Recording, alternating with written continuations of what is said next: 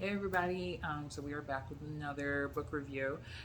So this book review is a book that I actually picked up because I was doing research for a program that I'm going to be working on this summer. As a lot of you guys probably know, I um, do a little bit of historic foodways and hearth cooking. And so I'm going to be taking a look at African American foodways through the period of early America. Specifically, 19th century is going to be the focus, but I'm going to talk about some history of everything leading up to that point. So because I was doing or because I was diving into some research things, I was like, I should probably read some of the books that I have on this. And so I picked up a book called Bound to the Fire. And this book is by Kelly Fanto Deetz. And it is a trip. So I went in this book thinking that it was going to be at least halfway decent. I always hesitate, especially as I've gotten older, when I start reading books that are about African American history that are written by white people, especially books that are more recent.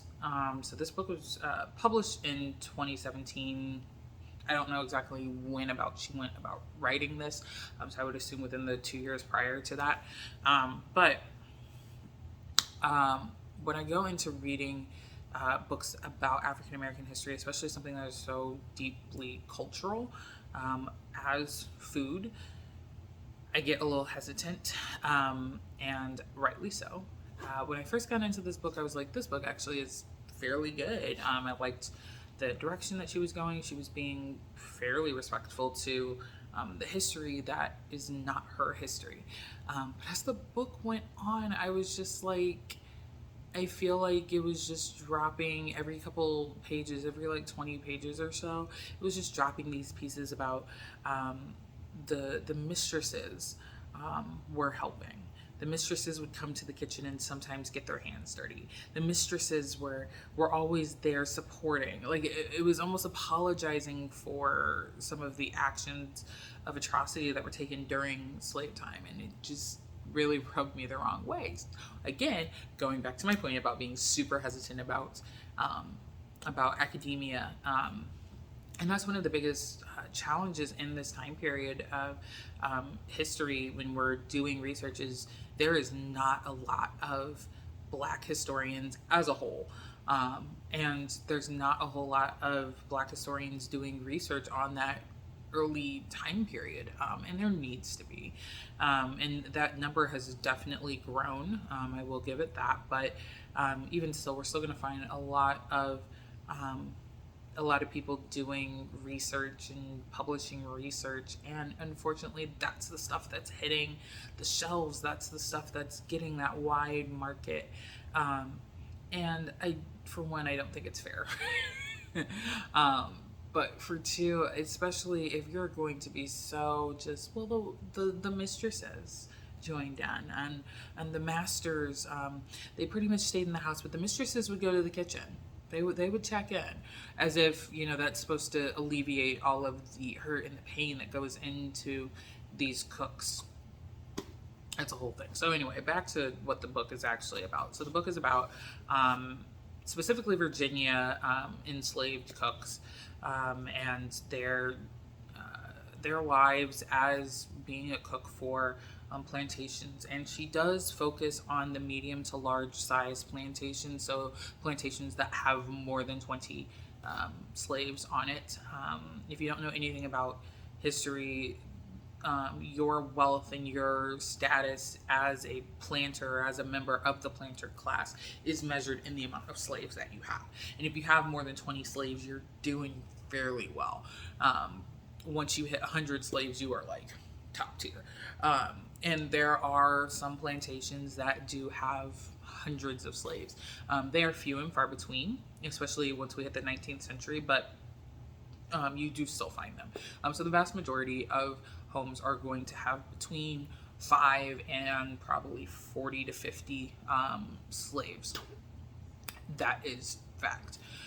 So within that, these people are working at different levels. They're working at different classes. They're working at different numbers and interactions of how they're functioning within the life of a plantation, within the life of a working farm.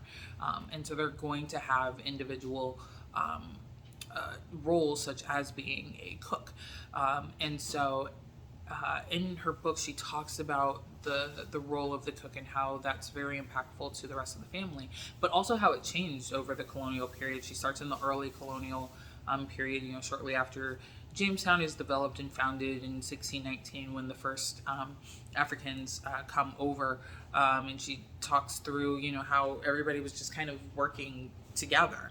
And then after Bacon's Rebellion, when there becomes a very clear division of, you have indentured servants who are white and you have enslaved who are black. And they start using that terminology of white and black, and African descent, and Negro. You start to see a lot more of that language used, especially in the colonies, after Bacon's Rebellion, so after the 1660s. And at that time is when things start to change. And then as we get into the mid colonial period, which would be like the 1750s up through the American Revolution, she talks about the change in food and the culinary aspect of it. We start to see a lot more French influence and people going to France and talking about France, and those enslaved cooks, many of them are getting the training to be French cooks or to cook French style foods. And she talks about Hercules, who is the cook for Washington.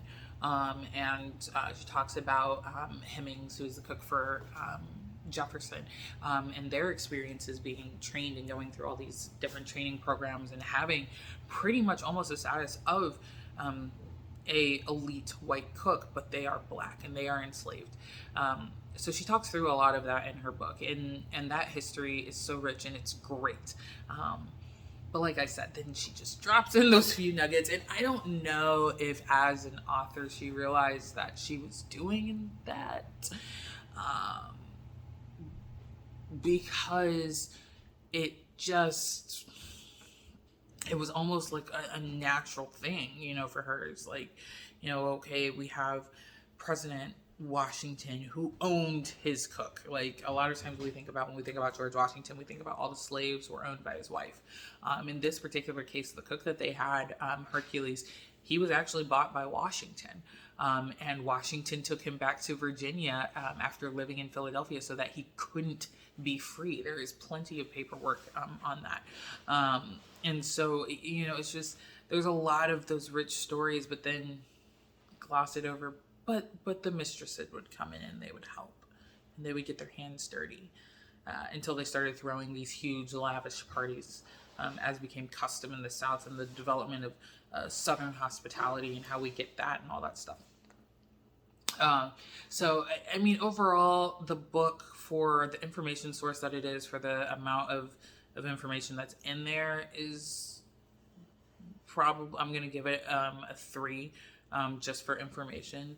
But in terms of writing style, there was just a little too much apologetic for white comfort. And we are at a period in history where, like in our modern time in 2022, we are at a period where we cannot afford to have white comfort anymore. You're gonna have to be uncomfortable with the information. You can't gloss over the fact that people owned slaves and were okay with this, just by saying, oh, well, they went to the kitchen on occasion and helped out. No, that's not how this works. You still are owning slaves. So yeah, I would probably give this book a 3 out of 5, just purely based off information, but based on writing, sucks. She does have sources. She has actually a pretty hefty note and source list in the back.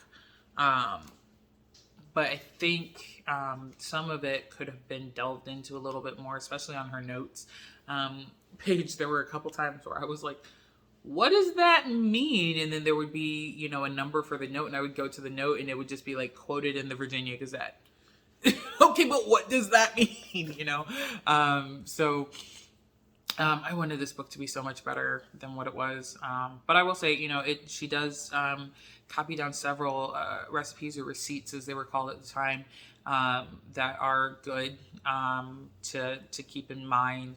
I felt like her telling the stories of some of those well-known cooks like Hemmings and Hercules were good and were great, but she just fell short of the bar of just doing too much placating of the market that she's marketing to.